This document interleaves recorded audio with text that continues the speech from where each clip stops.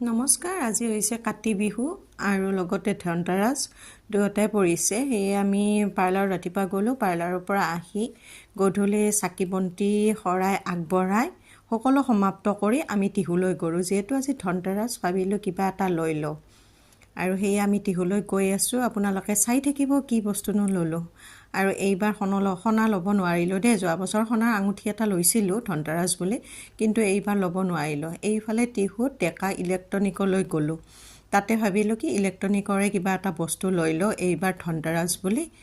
আৰু সেয়া আমি ডেকাদাৰ দোকানলৈ গ'লোঁ। ইয়াতে মানে আগতেও যিমান বস্তু লৈছোঁ ঘৰুৱা মানে প্ৰয়োজনীয় বস্তু যিমান আমাৰ লাগে বা যিখিনি লৈছোঁ সকলোবোৰ আমি ডেকাদাৰ দোকানৰ পৰাই লৈছিলোঁ। সেই আজিও আমি ডেকাদাৰ দোকানলৈ গ'লোঁ। গৈ চাই থাকিবচোন কি বস্তু ল'লোঁ। শেষলৈ ভিডিঅ'টো চালে গম পাব সকলোবোৰ। আৰু দেখিছেনে এয়া ফ্ৰিজ, দেখিলে মানে কিবা এটা ভাল লাগি যায় আৰু দোকানখনত গ'লে কিবা আনিম লাগি থাকে। আৰু এইবাৰ মানে দুৰ্গা পূজাৰ ছিজন গাই ভাবিছোঁ কিবা এটা লৈ লওঁ।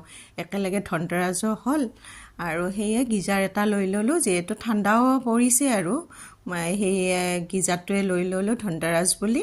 আৰু এইফালে ছোৱালীকো ৰাতিপুৱাই মানে গৰম পানী লাগে, তাই ৰাতিপুৱাই স্কুল আহে যে, সেইকাৰণে বাজাজৰ এটা গিজাৰে লৈ ল'লোঁ।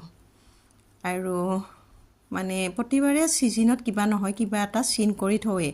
আগৰবাৰ সৰস্বতী পূজাত মানে লৈছিলোঁ চিমনিটো, আৰু এইফালে মাখিবাৰ সভা গাই ৱাশ্বিং মেচিনটো লৈছিলোঁ। এনেকৈ যিখিনি মানে ঘৰুৱা প্ৰয়োজন আৰু সেইখিনি মই এনেকৈ কষ্টৰ পইচাখিনি এটা চিন কৰি থ'বলৈ চেষ্টা কৰোঁ।